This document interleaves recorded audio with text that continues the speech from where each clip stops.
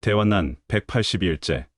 또 하나의 증거. 앞에 포스트에서 귀한 격려와 응원을 해주시며 사랑을 보내주신 사랑하는 천국가족 여러분 진심으로 감사드립니다.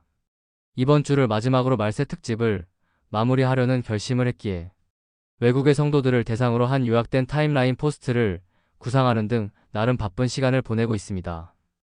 이에 일일이 답글을 못한 점 양해 부탁드립니다. 오늘의 이야기 시작합니다. 프롤로그. 지난 4년 반을 지필했던 말세 특집은 이제 피할 수 없는 사실 앞에 서 있습니다.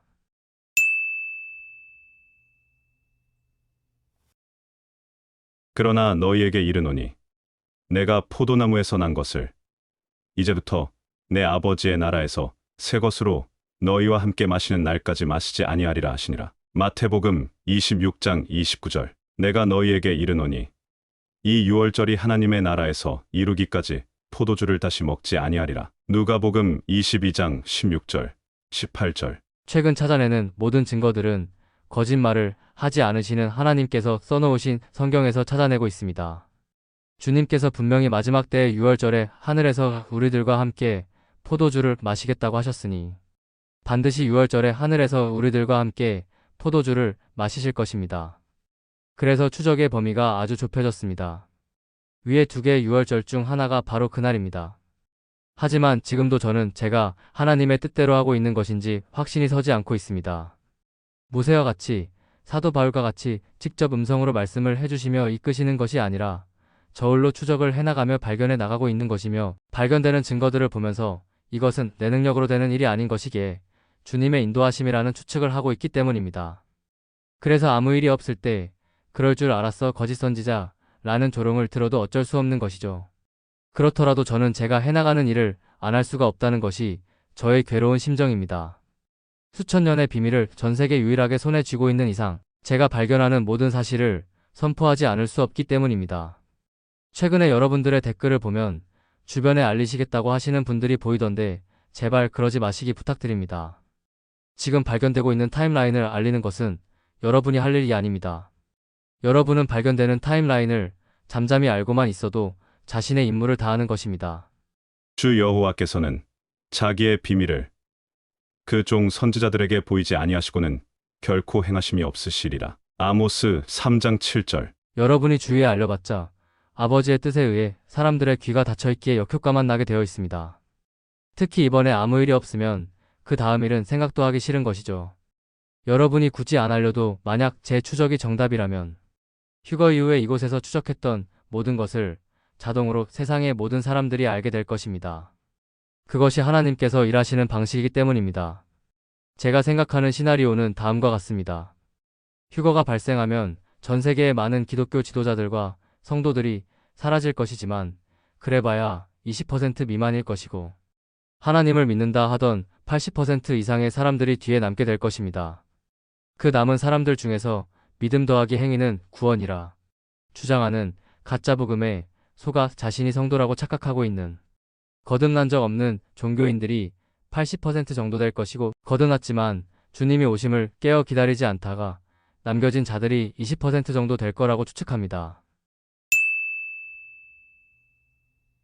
자신이 성도라고 착각하고 있는 종교인들의 주장.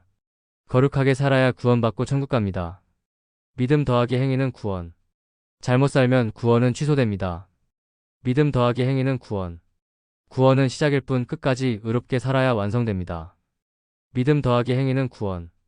위와 같은 소리하며 믿던 모두가 남게 될 것입니다. 위의 말은 하나님의 뜻과 전혀 상관없는 새빨간 거짓말이니까요. 자신의 거룩한 행실로 구원받는 거라면 도대체 하나님께서 뭐하러 인간의 몸을 입고 이 더러운 세상에 오셔서 피조물의 침뱉음과 주먹질 속에 십자가에 달려 죽으신 것일까요? 이 사람들은 주님의 보혈은 우리의 과거의 죄만 해결하셨을 뿐 앞으로의 죄는 우리가 회개하며 철저하게 씻지 않으면 구원받지 못한다고 주장합니다. 여러분 잘 생각해보세요. 지난 과거의 죄를 사해주는 것은 염소와 송아지의 피가 원래 해주던 일입니다. 주님의 보혈은 주님을 믿는 모든 자들의 과거, 현재, 미래의 모든 죄를 완전히 해결하신 거룩한 하나님의 어린 양의 피인 것입니다. 염소와 송아지의 피로 하지 아니하고 오직 자기의 피로 영원한 속죄를 이루사 단번에 성소에 들어가셨느니라. 히브리서 9장 12절. 저는 거룩한 회개의 삶을 살지 말라는 소리를 하는 것이 절대로 아닙니다. 이러한 삶은 두말하면 잔소리로서 워낙에 당연한 성도로서의 삶의 자세이니 언급 자체가 의미가 없을 정도로 당연한 것이죠. 단지 구원과는 아무런 상관이 없다는 말을 하는 것입니다. 다시 말해서 성도가 하나님의 자녀답지 못한 방탕한 삶을 살 때의 최악의 체벌은 바깥으로 쫓겨나 천국 상속을 못 받는 것이지만 영원한 생명을 약속받은 구원 자체가 취소될 수는 없다는 소리입니다. 이것을 증명하는 성구가 다음의 성구입니다. 만일 누구든지 금이나 은이나 보석이나 나무나 풀이나 짚으로 이 터 위에 세우면 각 사람의 공적이 나타날 터인데 그 날이 공적을 밝히리니 이는 불로 나타내고 그 불이 각 사람의 공적이 어떠한 것을 시험할 것임이라. 만일 누구든지 그 위에 세운 공적이 그대로 있으면 상을 받고 누구든지 그 공적이 불타면 해를 받으리니 그러나 자신은 구원을 받되 불 가운데서 받은 것 같으리라. 고린도전서 3장 12에서 15절. 해석. 구원은 은혜로 받되 상급은 행위로 재판하여 평가된다. 이 재판에서 상급거리가 없는 자들은 지옥을 피해 천국은 입성하되 바깥으로 쫓겨나는 등 불이익을 받게 된다. 이것이 바로 달란트 비유와 열문화의 비유를 하신 이유인 것입니다. 아무튼 이 거듭난 적 없는 종교인 분들이 거룩거룩하는 것이 인간의 눈에는 그럴듯하게 보일지 몰라도 분명히 하나님은 다음과 같이 선포하셨습니다. 너희가 그 은혜를 인하여 믿음으로 말미암아 구원을 얻었나니 이것이 너희에게서 난 것이 아니요 구원은 하나님의 선물이라. 구원은 너희 행위에서 난 것이 아니니 이는 누구든지 자랑치 못하게 함이니라. 에베소서 2장 8에서 9절. 내 아버지의 뜻은 아들을 보고 믿는 자마다 영원한 생명을 얻는 이것이니 마지막 날에 내가 이를 다시 살리리라. 요한복음 6장 40절. 너의 모든 죄값을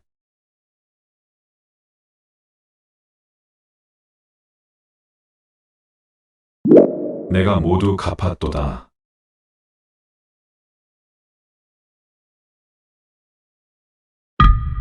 전 세계 휴거의 뒤에 남게 된 자신이 성도라고 착각하고 있는 거듭난 적 없는 종교인들과 개차반으로 살던 거듭난 성도들은 많이 놀랄 것입니다. 휴거는 일어났는데 아직 제3성전이 건축되지 않았고 적그리스도도 나타나지 않았고 7년 조약도 없었기 때문이죠. 그래서 뒤에 남은 전통적 해석자들은 여전히 다음과 같은 답답한 소리를 할 것입니다. 아직 7년 혼란이 시작된 게 아닙니다. 이제 곧 적그리스도가 등장할 겁니다. 성전이 지어질 겁니다. 7년 조약이 맺어져야 휴거가 진행됩니다. 하지만 이내 많은 사람이 다음과 같은 생각을 하게 될 것입니다.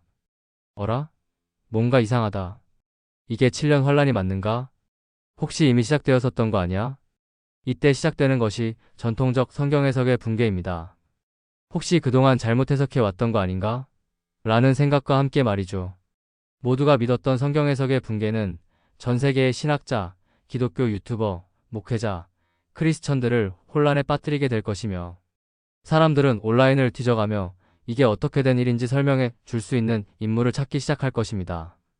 그때 그동안 영어 페이스북과 기타 여러 외국어로 번역된 세상에서 가장 놀라운 이야기를 통해 육각도형과 데칼코마니를 접하여 타임라인을 대충 알고 있던 사람들이 이 징조의 이야기를 꺼내기 시작할 것이며 순식간에 태양으로 그려놓으신 이 도표가 퍼져나갈 것입니다. 그리고 깨닫게 될 것입니다. 이미 2020년에 코로나 팬데믹과 함께 7년 혼란이 시작되었고 이제 세상은 2년 반밖에 남지 않았다는 사실을 말이죠. 한글. 세상에서 가장 놀라운 이야기. 영어. 세상에서 가장 놀라운 이야기. 스페인어. 세상에서 가장 놀라운 이야기. 중국어. 세상에서 가장 놀라운 이야기. 제 페이스북. 제가 외칠 때는 거들떠도 안 보던 사람들이 그제서야 알아보고 연구를 시작할 것입니다. 그들의 눈이 가려워져 있었던 이유는 제3성전과 적그리스도의 등장과 7년 조약이 맺어져야 휴거가 있을 거라는 해석 때문이었으니까요. 온 세상 사람들이 7년 환란이 시작된 지 4년 반이 지났고 앞으로 남은 기간은 2년 반이며 그나마 그 중에 남은 회개와 기회의 기간은 1년 반뿐이란 사실을 금방 깨닫게 될 것입니다. 미국의 멸망과 이스라엘의 멸망과 타락천사들의 등장과 도중인의 등장이 줄줄이 이어지는 것을 바라보면서 망연자실한 눈으로 말이죠. 휴거 이후에 지금 우리가 들고 있는 타임라인이 세상에 알려질 거라는 사실을 생각하게 된 근거는 다음과 같습니다. 1. 예수 그리스도께서 하신 말씀을 제자들이 제대로 믿게 된 때는 예수님께서 부활하시고 나서였습니다. 죽은 자 가운데서 살아나신 후에야 제자들이 이 말씀하신 것을 기억하고 성경과 예수의 하신 말씀을 믿었더라. 요한복음 2장 22절. 2. 온 세상에 비로소 복음이 퍼지기 시작한 것 역시 예수 그리스도의 부활 승천 이후였습니다. 3. 예루살렘이 함락될 거라는 예레미야의 경고를 조롱하던 이스라엘이 예레미야의 말을 믿기 시작한 것은 예루살렘이 함락되고 성전이 파괴된 이후였습니다. 4. 온 세상에 대홍수가 임할 것이라는 노아의 경고를 사람들이 믿게 된 것은 대홍수가 일어나고 나서였습니다. 5. 온 세상에 비가 멈출 거라고 경고한 엘리야를 조롱하던 왕과 이스라엘이 비로소 엘리야의 말을 믿게 된 것은 실제로 비가 오지 않고 기근이 시작된 이유였습니다. 증거가 더 필요할까요? 이렇듯 하나님은 경고를 미리 보내시되 사람들은 조롱을 먼저 시작하고 진짜 사건이 시작된 후에야 진실을 깨닫는 패턴이 성경에는 계속 등장하는 것이죠. 이것이 하나님의 일하시는 방식이기 때문입니다.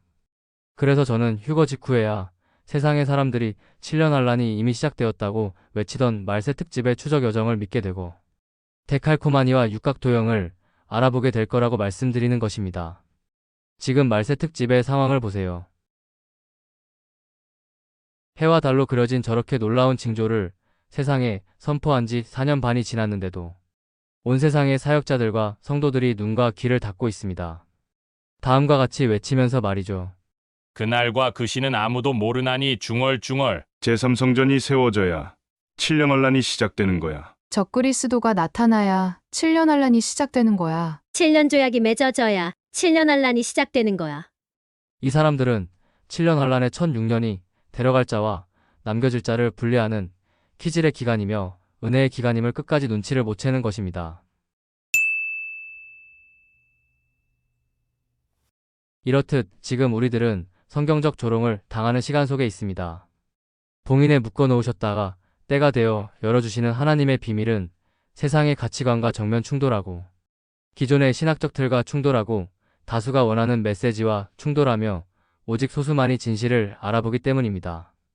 다수는 진리를 감당하지 못하고 진리를 말하는 소수를 핍박한다는 사실을 성경 속에 등장하여 핍박받던 모든 선지자들의 에피소드가 증명하고 있는 것입니다. 하지만 휴거가 일어나고 심판이 본격적으로 시작될 때에야 전 세계가 깨닫게 될 것입니다. 이 작은 땅의 이름 모를 성도들이 마지막 때 계시록의 타임라인을 풀기 위해 선택된 선지자들이었으며 그들이 목 터지게 외치며 알렸던 사실이 진실이었다는 사실을 말이죠.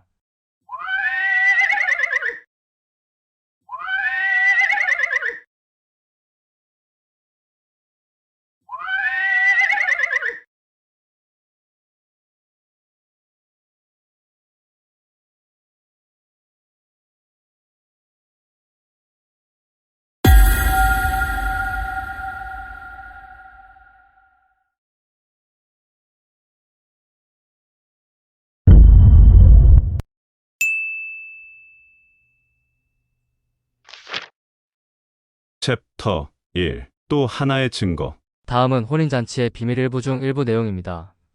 보라, 신랑이로다 맞으러 나오라. 재미있는 사실은 유대인의 혼인 풍습상 신랑이 신부와 약혼을 하는 시기가 주로 6월절 전후이며 따라서 1년간 처소를 준비하고 신랑이 신부를 데리러 돌아오는 때 역시 6월절 전후라는 사실입니다. 6월절 즈음이 혼인 시점으로 적합했던 이유는 6월절이 출애굽의 해방과 언약의 시작을 의미했고 유대 사회는 농업 사회였기 때문에 추수기 전인 봄절기, 특히 6월 절초 실절 즈음이 혼인을 맺기에 좋은 시기로 여겨졌기 때문입니다. 특히 6월절 전후에 이른 비가 멈추어 장막이나 혼인잔치 준비에 이상적이었기 때문이기도 합니다. 1. 이스라엘의 혼인 풍습이 6월절 전후에 이루어진 이유는 이때가 겨울철에 내리는 이른 비가 멈추는 때였고 본격적으로 알곡을 추수하며 바빠지는 농번기 직전의 한가로운 시기이기 때문입니다. 2. 이스라엘의 무화과 나무는 3에서 4월, 6월절이 있는 이산월에 열매가 맺습니다. 3. 이스라엘의 포도나무는 니산월을 마무리하는 4에서 월에 꽃을 피웁니다. 1. 이른 비가 멈추는 때.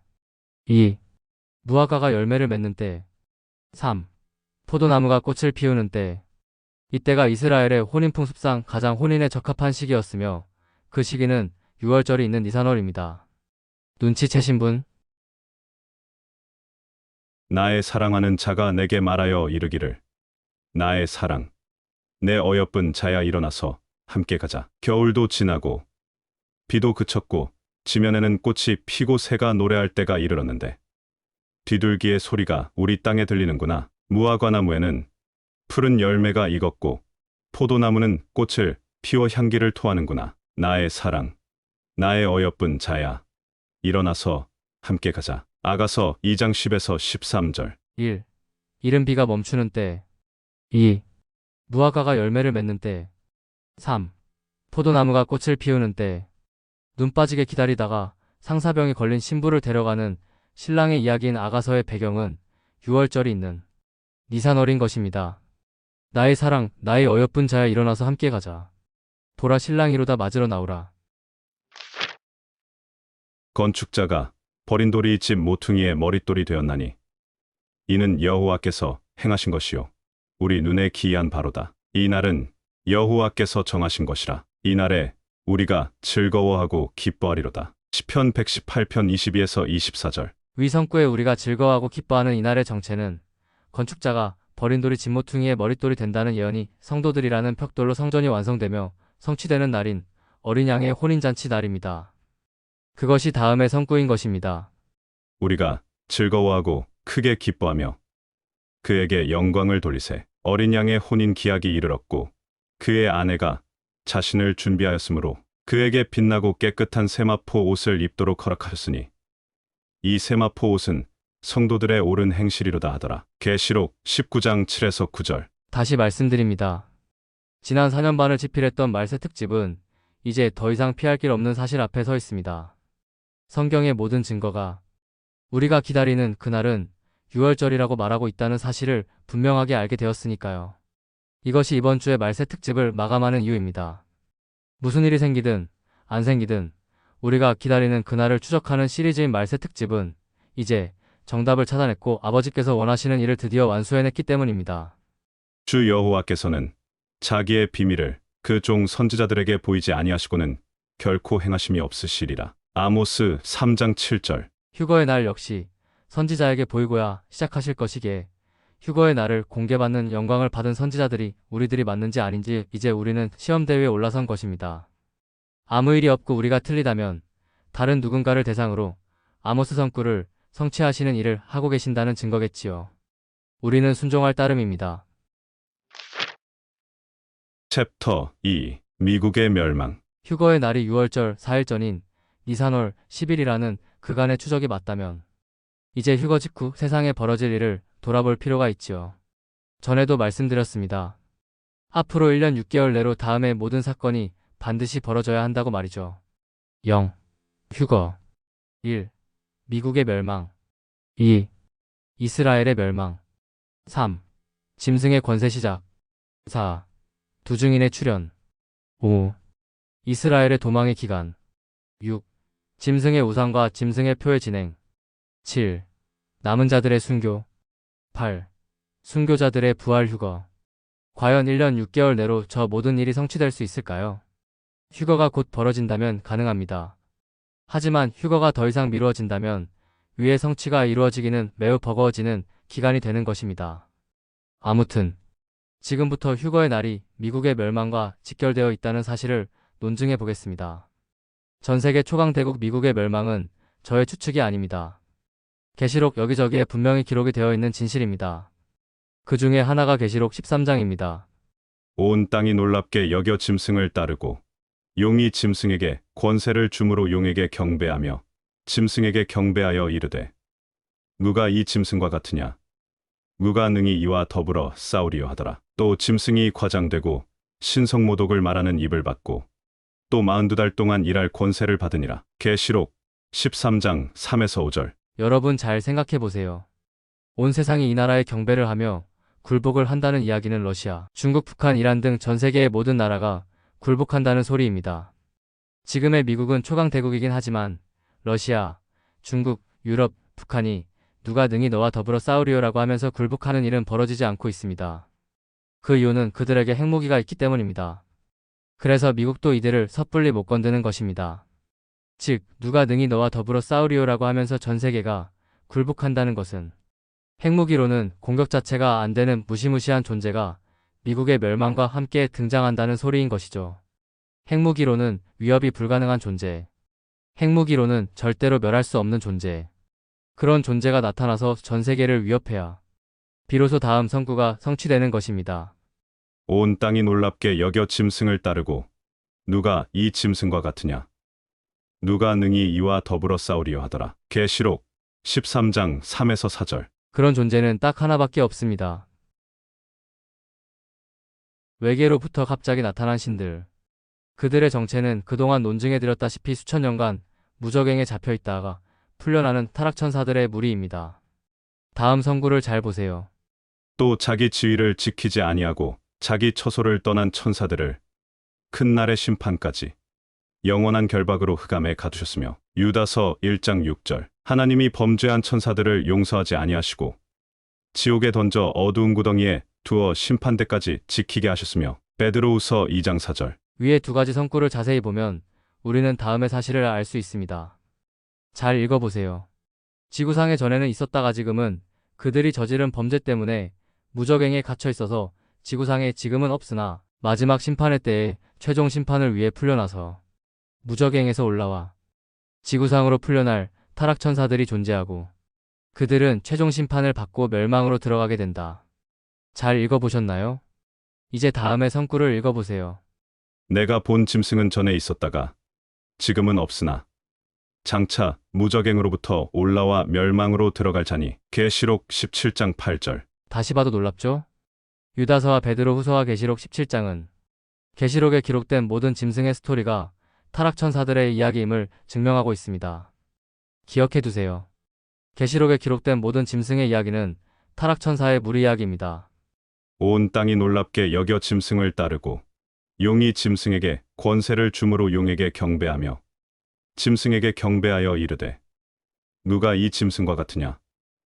누가 능히 이와 더불어 싸우리요 하더라. 또 짐승이 과장되고 신성 모독을 말하는 입을 받고 또 42달 동안 일할 권세를 받으니라. 계시록 13장 3에서 5절. 타락천사들이 등장하여 초강대국을 세운다는 스토리의 위선구 자체가 미국이 멸망하여 이 세상에 존재하지 않게 된다는 주장의 강력한 증거라는 소리입니다. 이 현대판 바벨론인 전세계 초강대국 미국의 멸망은 계시록 18장에 자세히 기록되어 있습니다. 거기에는 미국의 멸망이 그들의 교만의 행보 직후에 순식간에 진행될 것이라고 기록되어 있습니다. 미국의 교만. 그가 마음에 말하기를 나는 여왕으로 앉은 자요 과부가 아니라 결단코 애통함을 당하지 아니하리라 하니 교만의 결과. 그러므로 하루 동안에 그 재앙들이 이르리니 곧 사망과 애통함과 흉년이라. 그가 또한 불에 살라지리니 그를 심판하시는 주 하나님은 강하신 자이심이라. 계시록 18장 7에서 10절. 위선구의 짝을 보여드립니다. 그들이 평안하다, 안전하다 할 그때에 임신한 여자에게 해산의 고통이 임한 것 같이 멸망이 호련히 그들에게 이르리니 결코 피하지 못하리라. 데살로니가전서 5장 3절. 지금의 세계 뉴스를 보세요. 백악관, 상호관세, 불공정한 모든 나라에 부과할 것. YTN. 세계 경찰을 자처하며 우방국을 보호해왔던 미국이 달라졌습니다. 전 세계를 대상으로 힘을 과시하고 자신들에게 도전할 자는 없다는 식의 교만을 스스럼 없이 내보이며 자국의 이익만을 추구하고 있고 이러한 빈틈을 통해 중국이 곧 대만을 침공할 조짐이 보이고 있습니다. 중국, 살벌한 대만 포위 훈련. 포스터엔 대만. 스스로 지름불에 타 죽을 것. 작전명도 없앴다. 중국의 대만 포위 작전. 밥 먹듯 반복될 것. 지금부터 집중 부탁드립니다. 항상 말씀드려왔듯이 이스라엘의 멸망은 미국이 멸망해야 이루어집니다. 전 세계 초강대국이 보호하고 있는 이상 그 누구도 섣불리 이스라엘을 건드릴 수 없는 것입니다. 재미있는 사실은 미국 역시 멸망의 트리거가 작동해야 멸망한다는 사실입니다. 어떤 사건이 미국이 한순간에 멸망하게 만드는 트리거가 될까요? 그 사건의 정체가 계시록 18장에 기록되어 있습니다. 또 내가 들으니 하늘로부터 다른 음성이 나서 이르되 내 백성아 거기서 나와 그의 죄에 참여하지 말고 그가 받을 재앙들을 받지 말라. 계시록 18장 4절. 하나님은 자신의 백성들에게 너희 스스로 노력해서 살아나라고 하신 적이 없습니다. 순종하는 백성들은 무조건 하나님께서 보호하시고 대신 싸워주시는 하나님이십니다. 그렇기에 위의 성구는 지시처럼 보이지만 그렇지 않습니다. 위의 성구는 하나님께서 자신의 백성들을 미국의 멸망 직전 데려가시겠다는 강력한 의지를 표하시는 장면을 묘사한 성구인 것입니다. 바로 휴거 말이죠. 이것이 아니라면 다음 성구는 내가 곧 심판을 시작할 테니 너희들이 직접 도망 나와 알아서 살라는 소리가 되는데 그것은 말이 안 되는 것입니다. 내 백성아 거기서 나와 그의 죄에 참여하지 말고 그가 받을 재앙들을 받지 말라. 분명히 위의 성구는 다음 성구 성취의 묘사입니다. 내가 나의 인내의 말씀을 지켰은즉 내가 또한 너를 지켜 시험의 때를 면하게 하리니 이는 장차 온 세상에 임하여 땅에 거하는 자들을 시험할 때라. 계시록 3장 10절. 지금부터 최근의 추적 결과를 보시겠습니다. 하나님 백성의 적인 이집트의 군대들이 몰살당한 날짜는 니산월 21일입니다. 하나님 백성들의 적인 여리고가 멸망한 날짜도 니산월 21일입니다.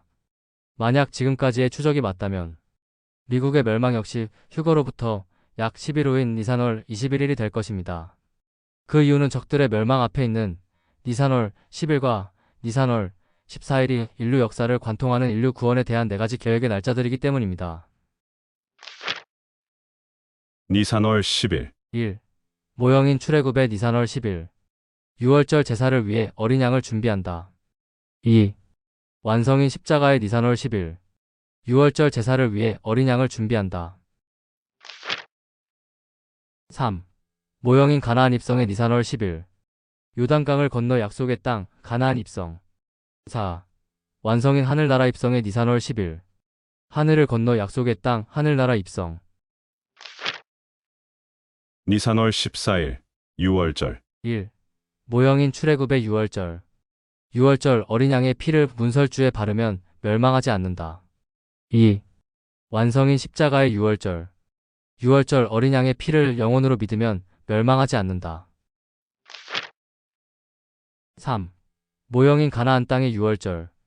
이집트 탈출 6월절 이후 약속의 땅에서 처음 맞이하는 6월절. 4. 완성인 혼인잔치의 6월절. 십자가 6월절 이후 하나님의 나라에서 처음 맞이하는 6월절. 이렇듯 제 추측이 맞다면 미국이 멸망하는 결정적인 이유는 휴거입니다. 그리고 휴거로부터 11일 후인 니산월 21일 날 미국은 멸망하게 되는 것이죠. 지금부터 보실 것은 철저히 저의 추측입니다. 이번 6월절 전후로 이 일이 벌어질 거라는 확신이 저에게는 전혀 없습니다. 그저 추적의 결과만 가감없이 지금 발표하고 있을 뿐입니다. 내가 너희에게 이르노니 이 6월절이 하나님의 나라에서 이루기까지 포도주를 다시 먹지 아니하리라. 누가복음 22장 16절, 18절. 위와 같이 6월절의 약속을 분명히 하셨지만 그것이 어떻게 진행될지 저는 모릅니다. 단지 그동안 계속 머릿속으로 추측해왔던 시나리오를 실제 이번 달의 달력에 반영해서 재미로 함께 보신다고 생각해 주시기 바랍니다. 니산월 10일에서 니산월 21일. 미국 멸망 시나리오. 니산월 10일. 4월 8일. 휴거 발생. 미국 내 영적 억제력 소멸. 수많은 신자와 종교 지도자들이 갑자기 사라짐. 교회 방송 정치권 일대 혼란 발생. 긴급방송 이상현상 벌어지다 보도. 휴거가 벌어지면 미국이라는 나라의 보호막이 철수되는 것입니다. 보호받아야 할 하나님의 백성이 남아있지 않기 때문에 더 이상 사정 봐줄 이유가 없기 때문이죠. 니산월 11일, 4월 9일. 미국 전역에서 대혼란 시작. 항공기 사고, 차량 사고, 병원 마비.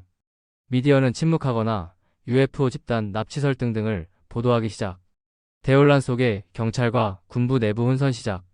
국민들 사이의 음모론과 공포 확산. 금융시장 폭락 시작. 니산월 12일, 4월 10일. 금융 시스템 위기를 넘어 붕괴 직전 패닉 확산. 뉴욕 증시 2차 급락, 은행 인출 사태 시작.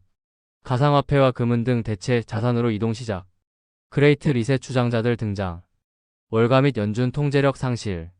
땅의 상인들이 그를 위하여 울고 애통하는 것은 다시 그들의 상품을 사는 자가 없음이라. 계시록 18장 11절.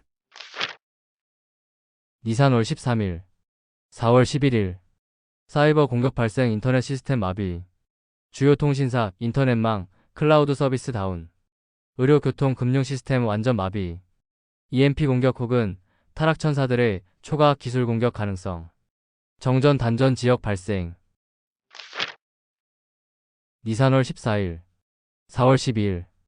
6월절. 하늘에서는 어린 양의 결혼식, 땅에서는 미국에 대한 본격적인 심판이 시작. 바벨론 전역 폭동, 총기 사건, 약탈 본격 시작. 수많은 교회가 습격당하거나 폐쇄. 군대 일부 주방위군 투입, 전국적 계엄령 논의 시작. 니산월 15일. 4월 13일 일요일. 내부 반란 본격적으로 폭발. 연방정부와 주 정부 간 갈등 폭발 내전 시작. 수도권 일부 반정부 세력 봉기. 그리스도인 정권이 사라졌으니 이제 진짜 권력이 온다는 유언비어 확산. 오컬트적 메시지를 내세우는 사이비 세력 대두. 니산월 16일. 4월 14일. 위성통신 중단 우주기반 감시체계 무력화. GPS 정밀 무기 통제 불가. 세계의 많은 나라들이 미국은 더 이상 초강대국이 아니다 선언. 나토 동맹국 이탈 시작. 니산월 17일. 4월 15일. 긴축통화 부재로 국제금융 동결제재 속에서 내전에 빠진 미국 고립화. 국제무역결제망 스위프트 등 미국 단절. 달러를 대체할 글로벌 암호화폐 등장 조짐. 외교적 고립. 전세계. 바벨론 미국은 더 이상 리더가 아니다 선언. 니산월 18일. 4월 16일. 타락천사 등장. 유럽 중심으로 초자연적 존재 등장. 기술적 초지능 정부 출범 발표. 미국 내 주요 기술 정보기업 다수 그 체제에 동조. 누가 이 짐승과 같으냐? 누가 능히 이와 더불어 싸우리요? 니산월 19일. 4월 17일. 미국 내 주요 도시 대규모 테러 또는 미사일 공격. 서부 동부 해안 핵 또는 EMP 공격 피해. 정부 지휘망 붕괴. 국민 절반 이상이 이제 이 나라는 끝났다라는 인식 확산. 니산월 20일. 4월 18일. 바벨론 멸망 예언 성취 진행.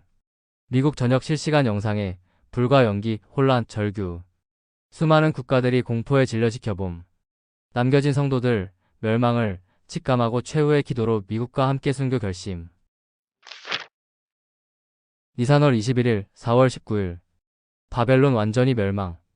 계시록 18장 성취, 물리적 파괴의 완성. 이르되 화이또다 화이또다. 큰 성이여.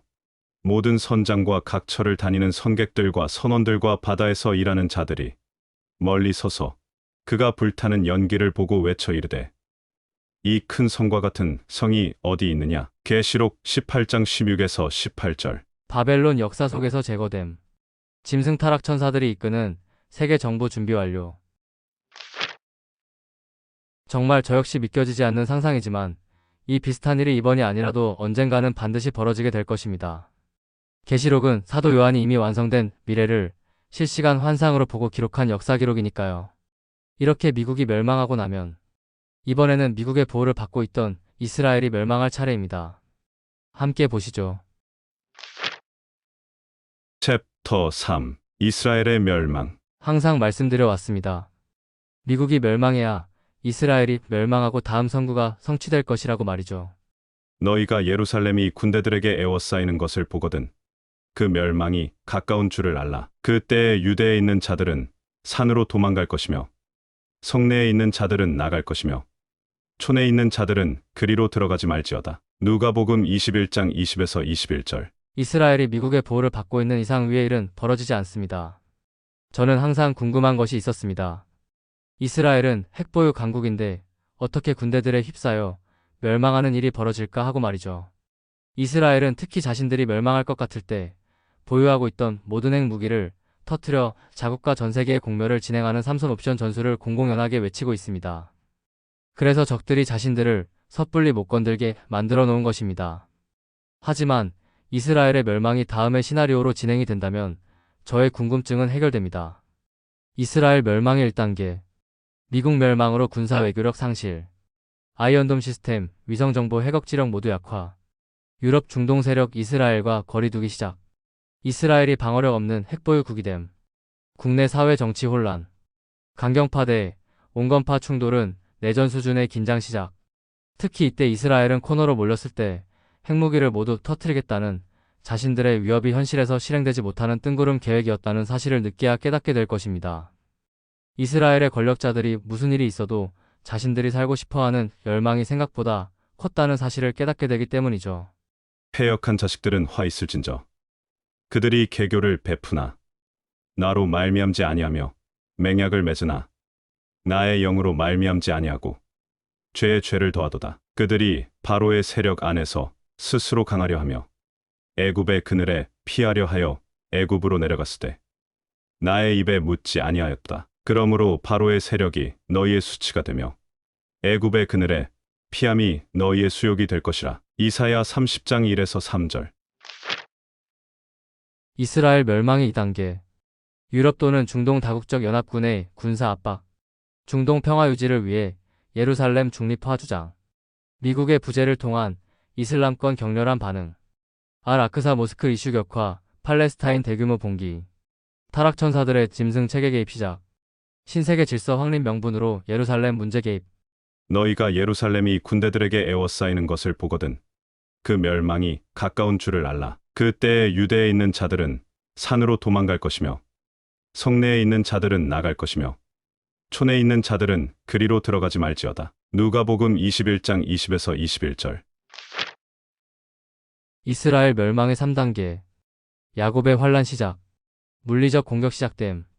예루살렘 외곽 지역 점령, 민간인 학살 발생. 핵무기 사용 가능성 상실. 기술적 무력화, EMP 해킹, 내부 정치 분열로 핵억지력 상실. 영적 환난 시작. 정통 유대인들, 타락천사들에게 속아 메시아 도래주장대 회개 메시지 확산. 슬프다 그 날이여. 그와 같이 엄청난 날이 없으리라. 그 날은 야곱의 환난의 때가 되미로다. 예레미야 30장 7절. 이스라엘 멸망의 4단계. 멸망의 날.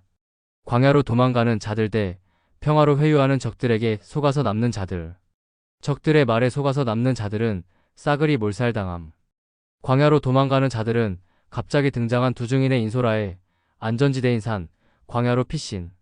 그때에 유대에 있는 자들은 산으로 도망갈 것이며 성내에 있는 자들은 나갈 것이며 촌에 있는 자들은 그리로 들어가지 말지어다. 이 날들은 기록된 모든 것을 이루는 징벌의 날이니라. 그 날에는 아이벤 자들과 젖먹이는 자들에게 화가 있으리니 이는 땅에 큰 환난과 이 백성에게 진노가 있겠음이로다. 누가복음 21장 20에서 23절. 이때 산, 광야로 도망가는 이 사람들이 천년왕국에 입성할 이스라엘 백성들입니다. 결론입니다. 바벨론의 멸망이 그동안 미루어져 왔던 야곱의 환난이 공식적으로 계시되는 트리거가 될 것이며 이 사건은 반드시 조만간 성취될 사건입니다. 앞으로 남은 시간 1년 6개월 동안 다음의 모든 사건이 벌어져야 하기 때문입니다. 0. 휴거. 1. 미국의 멸망. 2. 이스라엘의 멸망. 3. 짐승의 권세 시작. 4. 두 증인의 출현. 5. 이스라엘의 도망의 기간. 6. 짐승의 우상과 짐승의 표의 진행. 7. 남은 자들의 순교. 8. 순교자들의 부활 휴거. 이상 간단히 추측해본 이스라엘 멸망의 시나리오입니다. 챕터 4. 돌아온 탕자의 기도. 지난 4년 반 동안의 저는 준비 안 된 미래에 대한 두려움도 가질 여유가 없었고 그렇기에 현실에 대한 불안도 가질 여유가 없었습니다. 그 이유는 지난 역사 그 누구도 모르고 있었던 하나님의 심판 설계도가 갑자기 제 손에 쥐어졌기 때문입니다. 저는 오로지 이 징조를 파고들고 7년 한란의 타임라인을 알아내어 전 세계에 선포한다는 목표만을 가지고 지난 4년 반을 살아왔습니다. 지금 하고 있는 이것이 하나님께서 맡기신 사명이라는 사실을 분명하게 깨닫게 된 것은 여러분 모두 잘 아시는 여자무당 사건 때문이었습니다. 저자는 성도들의 헌금을 횡령을 한다. 저자는 성도들을 전도 내보내놓고 횡령한 돈으로 외제차를 알아보러 다닌다. 운영진들이 여러 아이디를 만들어 성도들을 미혹한다. 이상한 표 쪼가리를 믿고 따르는 미련한 무리. 육각도형은 유대 카발리즘 사탄의 미혹이다. 전도를 미끼로 돈을 긁어모으는 자들. 해시태그 빌라델비아 카페 2단 해시태그 승민 아빠 거짓 선지자.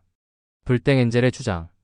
아무런 증거도 없는 사실을 자신의 머릿속으로 지어낸 시나리오가 마치 진실이냥 새빨간 거짓말을 만들어내어 저에게 쏟아부었던 2년 반 전의 여자무당과 마귀들의 총공격.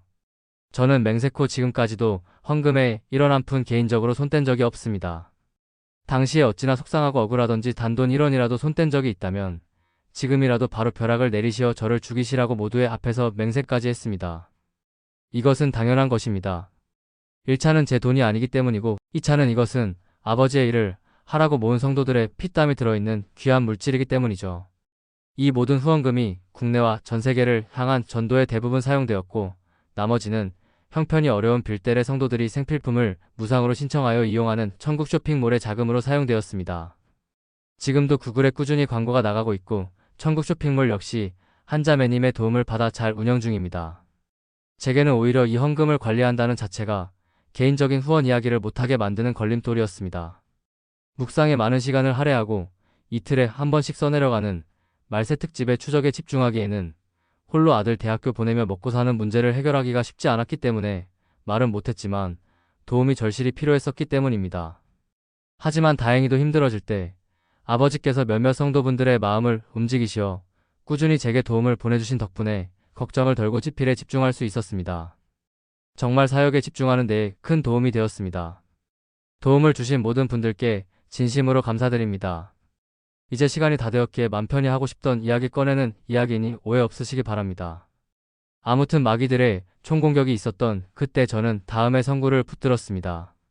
나로 말미암아 너희를 욕하고 박해하고 거짓으로 너희를 거슬러 모든 악한 말을 할 때에는 너희에게 복이 있나니 기뻐하고 즐거워하라. 하늘에서 너희의 상이 큼이라. 너희 전에 있던 선지자들도 이같이 박해하였느니라. 마태복음 5장 11에서 12절. 그리고 수백 명의 성도란 사람들이 여자무당이 지어낸 아무런 증거도 없는 새빨간 거짓말만을 믿고 제게서 등을 돌리고 저를 비난하며 카페를 탈퇴할 때 방구석에서 억울함에 울고 있던 저를 위로했던 찬양이 다음의 찬양입니다.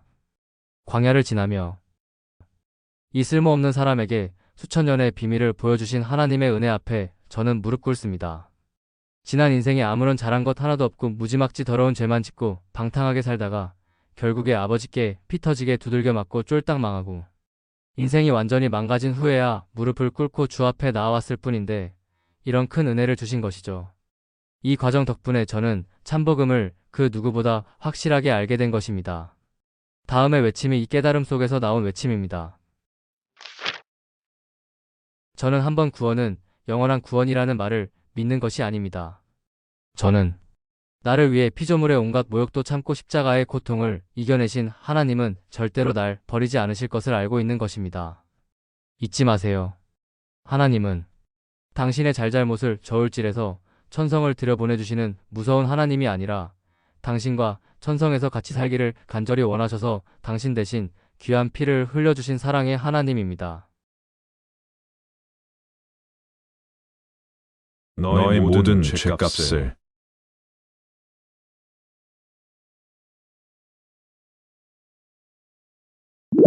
내가 모두 갚았도다.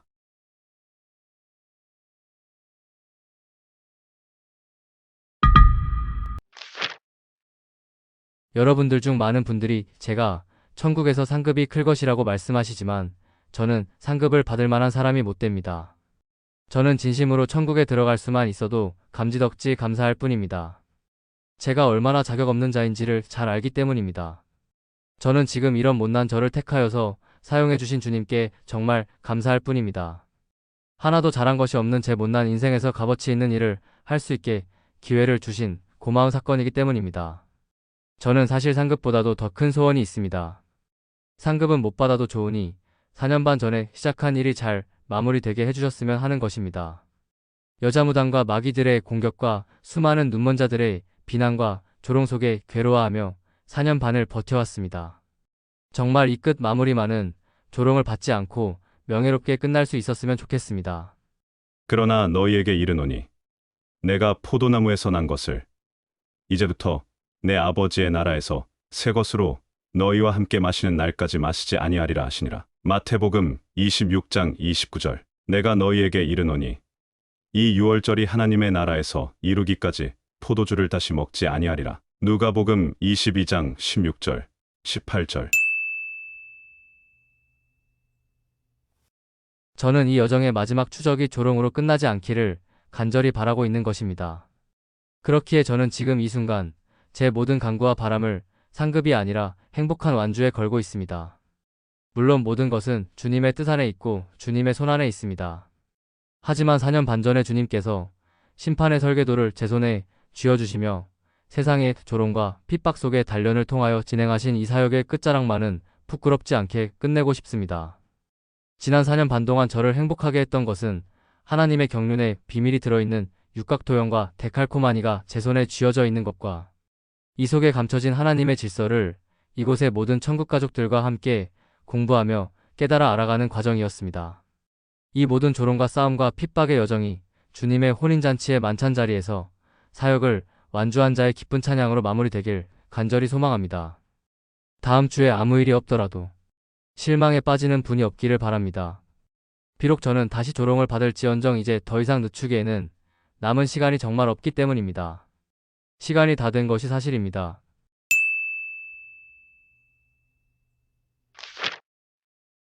나는 선한 싸움을 싸우고 나의 달려갈 길을 마치고 믿음을 지켰으니 이제 후로는 나를 위하여 의의 면류관이 예비되었으므로 주 곧 의로우신 재판장이 그날에 내게 주실 것이며 내게만 아니라 주의 나타나심을 사모하는 모든 자에게도니라. 디모데후서 4장 7에서 8절.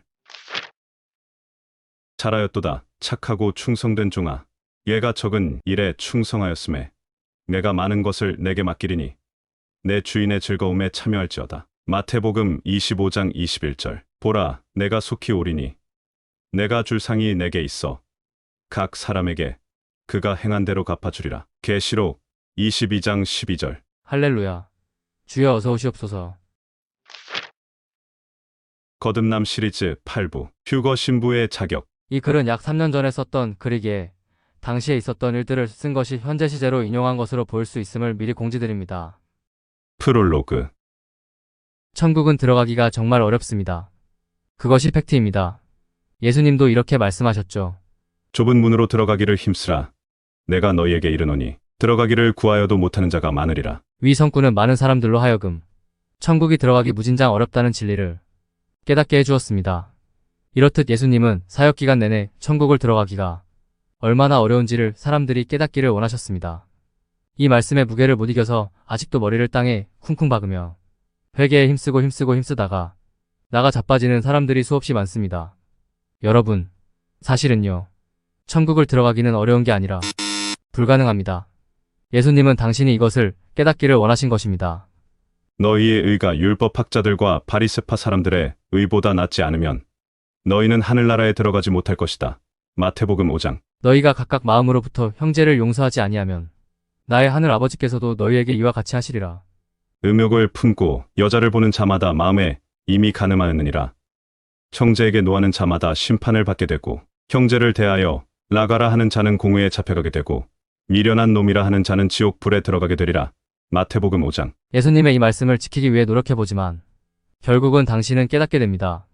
마음으로 용서를 할래야 할 수가 없고 음욕이 안 떠오르게 하려 해도 안 떠오를 수가 없고 형제에게 화를 안 내려 해도 안 낼 수가 없고 형제에게 욕하지 않으려 해도 얄미운 짓을 하는 자에게는 저절로 욕이 나오는데요.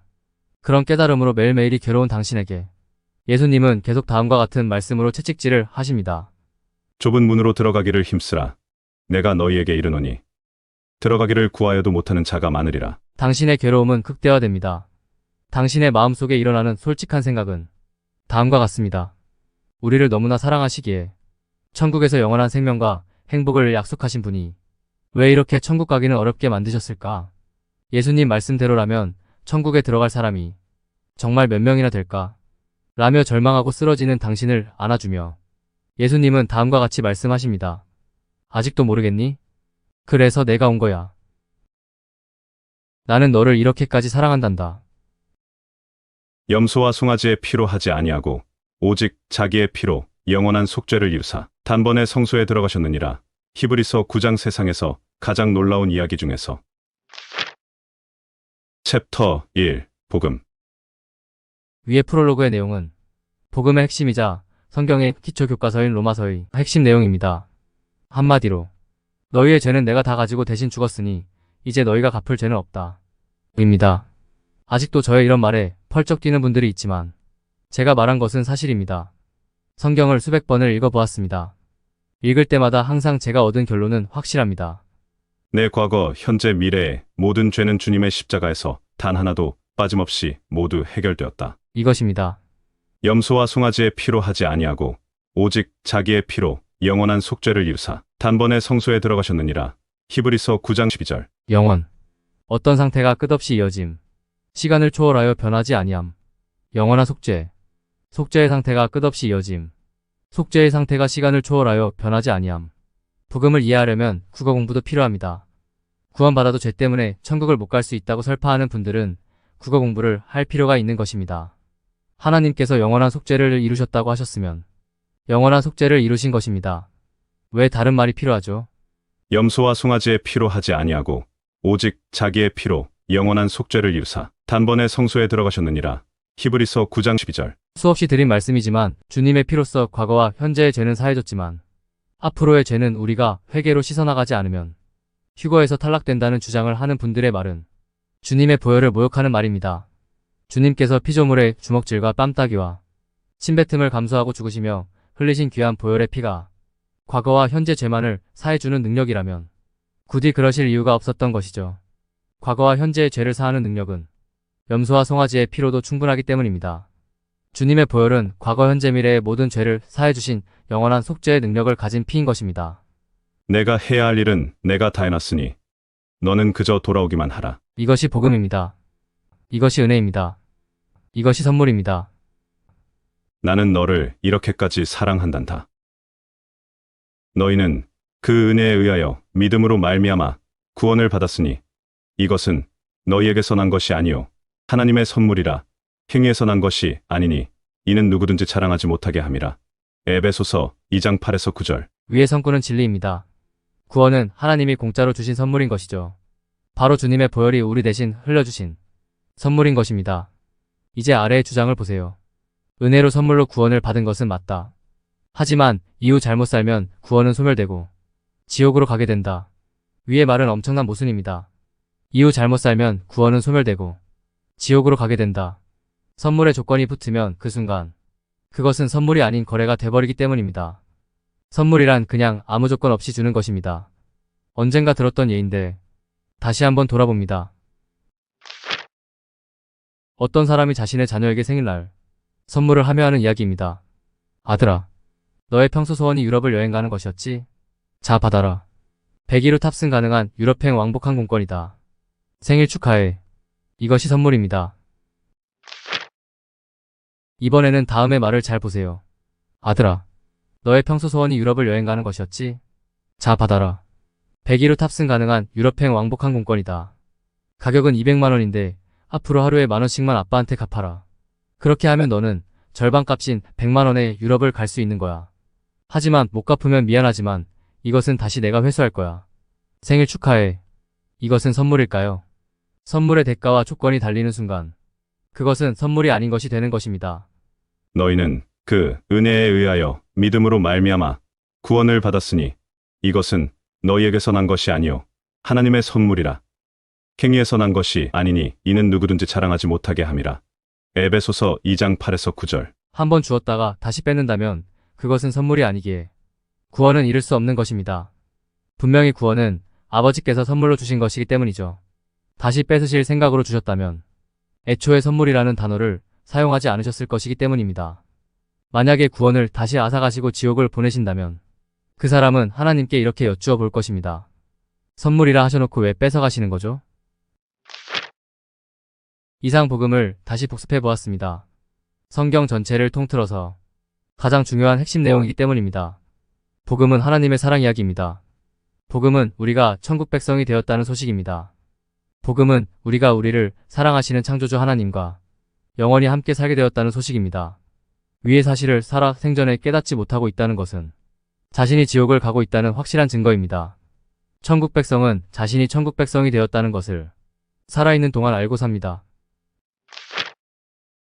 거듭난다는 것은 조상 아담과 이브의 죄로 인해 죽어버린 후손들의 영혼이 복음을 듣고 영원한 생명으로 다시 살아난다는 뜻입니다. 거듭난다는 것은 어려운 말이 아닙니다. 하나님의 사랑을 깨닫는 것이 거듭남입니다. 하나님의 사랑을 깨달으면 그 순간부터 지옥에 대한 두려움이 없어집니다. 성령으로 거듭나는 순간 자신이 하나님의 자녀가 되었다는 사실을 바로 알게 되고 하나님은 자신의 자녀를 절대로 지옥으로 버리지 않으신다는 것을 깨닫기 때문입니다. 저는 정의합니다. 세상에서 가장 불쌍한 사람은 하나님의 사랑을 못 깨닫고 죽는 사람입니다. 챕터 2. 사랑. 챕터 1에서 보셨듯이 복음은 매우 단순합니다. 하나님께서 이루어 주신 것을 믿기만 하면 천국 백성이 된다는 사실이죠. 하지만 여기에는 위험한 사실이 하나 있습니다. 자신이 정말로 믿는 것인지, 자신이 그저 머리로 아는 것인지, 긴가민가 헷갈려하는 사람이 있다는 것입니다. 위와 같은 사람이 있다면 답은 확실합니다. 이 사람은 거듭난 사람이 아닙니다. 즉 지옥을 향해 가고 있다는 뜻입니다. 하나님이 이루어 주신 것이 믿어진다는 것은 영혼이 깨달아서 영원한 생명으로 다시 태어난 증거입니다. 거듭난 사람은 자신이 거듭났다는 것을 알고 삽니다. 자신이 천국 백성이 되었다는 것을 알고 삽니다. 자신이 구원받아 영원히 살게 되었다는 것을 알고 삽니다. 제가 100번 1000번 위와 같은 사실을 외쳐도 실제로 본인이 거듭나 보기 전에는 제가 하는 소리를 절대로 이해를 하지 못합니다. 그래서 다음과 같은 소리가 나오는 것이죠. 이 카페에 있는 사람들은 마치 자신이 천국 백성이 확정된 사람같이 말을 하네. 구원받은 것을 어떻게 알아? 끝까지 열심히 회개하고 거룩하게 살다가 죽어봐야 알지. 위의 말은 한마디로 무식해서 용감한 발언입니다. 거듭나 보지를 않았으니 제 말을 이해를 못하는 것입니다. 저의 말이 사실이라는 것은 이 카페 내에 수없이 많은 거듭난 분들이 증인입니다. 제 말의 핵심은 다음의 말입니다. 하지만 거듭나기 전에는 죽었다 깨도 다음에 저의 말을 이해하지 못할 것입니다. 하나님의 사랑을 깨닫는 것, 그것이 구원입니다.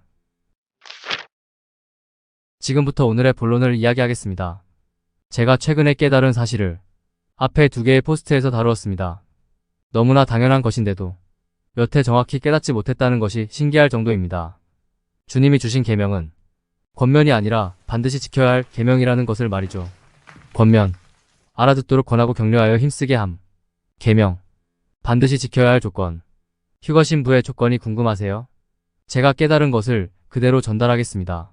선생님, 율법 중에서 어느 계명이 크니까? 예수께서 이르시되 내 마음을 다하고 목숨을 다하고 뜻을 다하여 주 너의 하나님을 사랑하라 하셨으니 이것이 크고 첫째 되는 계명이요. 둘째도 그와 같으니 내 이웃을 내 자신같이 사랑하라 하셨으니 이 2 계명이 온 율법과 선지자의 강령이니라. 휴거 신부가 되고 싶다면 위의 2가지 계명만 지키면 됩니다. 위의 2가지 계명이 모든 율법의 최종판이자 결정판이기 때문이죠. 율법의 완성은 사랑이기 때문입니다. 즉, 사랑이 휴거 신부가 채워야 할 기름이자 유일한 조건인 것입니다. 제 말이 의심쩍은 분은 지금 바로 계시록 2장과 3장을 읽어보십시오. 계시록 2장과 3장은 교회들에게 책망하시며 너희가 회개하지 않으면 버려버리겠다는 내용이 들어있습니다. 그 책망의 내용을 자세히 보십시오. 1. 너를 책망할 것이 있나니 너의 처음 사랑을 버렸느니라. 2. 내게 책망할 것이 있나니 거기 내게 발람의 교훈을 지키는 자들이 있도다. 발람이 발락을 가르쳐 이스라엘 자손 앞에 걸림돌을 놓아 우상의 제물을 먹게 하였고 또 행음하게 하였느니라. 3. 내게 책망할 일이 있노라. 자칭 선지자라 하는 여자 이세벨을 내가 용납함이니 그가 내 종들을 가르쳐 깨어 행음하게 하고 우상의 제물을 먹게 하는도다. 4. 내가 내 행위를 아노니 내가 살았다 하는 이름은 가뒀으나 죽은 자로다. 너는 일깨어 그 남은 바 죽게 된 것을 굳건하게 하라. 내 하나님 앞에 내 행위에 온전한 것을 찾지 못하였노니 5. 내가 내 행위를 아노니 내가 차지도 아니하고 뜨겁지도 아니하도다. 내가 차든지 뜨겁든지 하기를 원하노라. 내가 이같이 미지근하여 뜨겁지도 아니하고 차지도 아니하니 내 입에서 너를 토하여 버리리라. 위의 책망의 5가지 내용을 간단히 이야기하면 다음으로 요약할 수 있습니다. 1. 하나님이 가르쳐 주신 참사랑을 잊음. 2. 하나님을 사랑함이 아닌 우상을 숭배. 3. 하나님을 사랑함이 아닌 우상을 숭배. 4. 교회라는 이름을 가졌지만 하나님의 뜻이 아닌 다른 복을 전하는 자들, 즉 기복신앙. 5. 세상과의 양다리, 즉 하나님과 세상을 같이 섬김. 눈치채셨나요? 위의 모든 책망의 내용은 다음의 두 가지 계명을 어긴 데 대한 책망입니다. 즉 다음의 계명을 명심했으면 받지 않을 책망인 것입니다. 주 너의 하나님을 사랑하라. 내 이웃을 내 자신 같이 사랑하라. 위 두 가지 조항 속에 모든 율법이 다 들어 있습니다. 위 두 가지 조항을 한마디로 줄이면 하나님 안에서 선을 행하라. 이기 때문입니다. 선이 무엇인지는 누가 가르쳐줘서 아는 것이 아닙니다. 우리의 영혼에 창조주께서 기본적으로 세팅을 해놓으신 덕목인 것이죠. 선을 행함의 반대말이 바로 다음의 항목들입니다. 비난과 비방과 분열과 다툼과 이간질과 질투와 참소와 거짓말. 성령님의 응답이라는 말을 입버릇같이 하는 자의 주도하에 이번에 위와 같은 공격이 제게 쏟아졌습니다. 그래서 저는 그자가 믿는 존재가 성령님이 아니라고 확신을 하는 것이고 그 사실을 올 초에 눈치채고 그자를 제 인생에서 끊어낸 것입니다. 말씀에 무장되어 있는 사람의 눈은 속일 수 없습니다. 그 자에게 속은 분들은 늦게라도 깨닫고 그 자에게서 거리를 두시기를 바랍니다.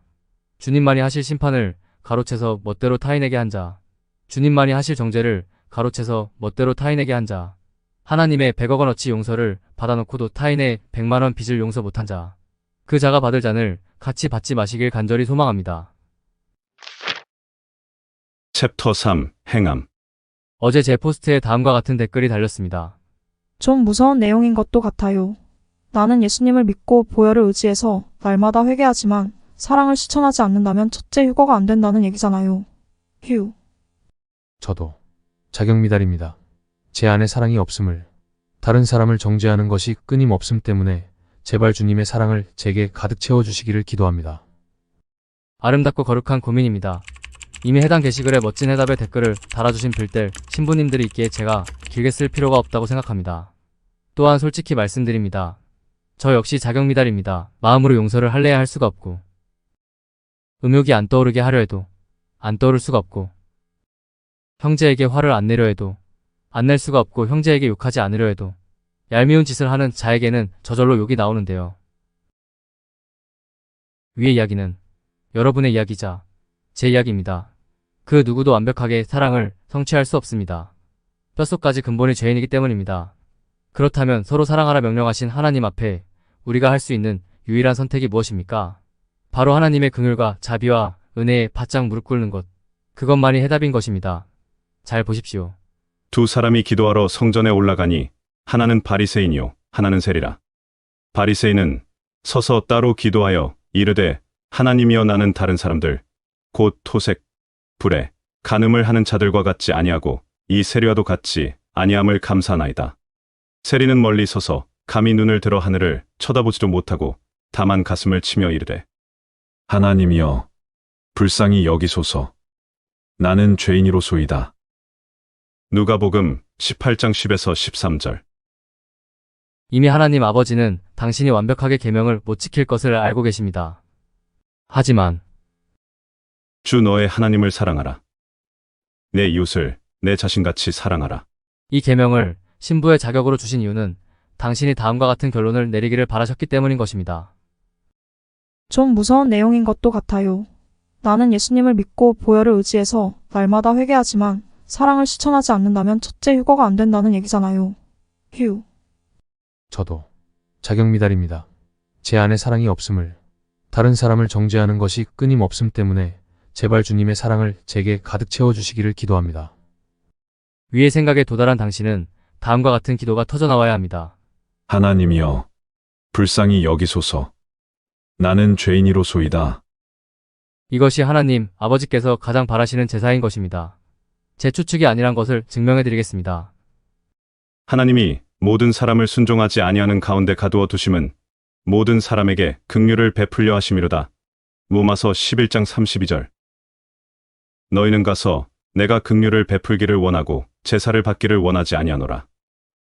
하신 뜻이 무엇인지 배우라. 마태복음 9장 13절. 긍휼의 뜻, 불쌍히 여겨 돌보아 줌. 이제 당신의 참 아버지의 뜻을 확실히 아셨나요? 주 너의 하나님을 사랑하라. 내 이웃을 내 자신같이 사랑하라. 하나님께서 당신에게 원하시는 것은 위의 계명을 완벽히 지켜내고 천국에 와서 자신이 계명을 완벽히 지켜서 천국에 왔다고 자랑질하는 모습이 아닌 당신이 하나님 아버지 앞에 무릎을 꿇고 다음과 같은 기도를 하는 것입니다. 하나님이여, 불쌍히 여기소서. 나는 죄인이로소이다. 즉, 당신에게 은혜를 베풀고 싶으셔서, 당신에게 자비를 베풀고 싶으셔서, 당신에게 용서를 베풀고 싶으셔서, 당신이 제대로 지키지 못할 계명을 주신 것입니다. 왜냐고요? 당신에게 조건 없는 사랑을 베풀어야 당신에게 진심 어린 사랑을 받으실 수 있기 때문입니다.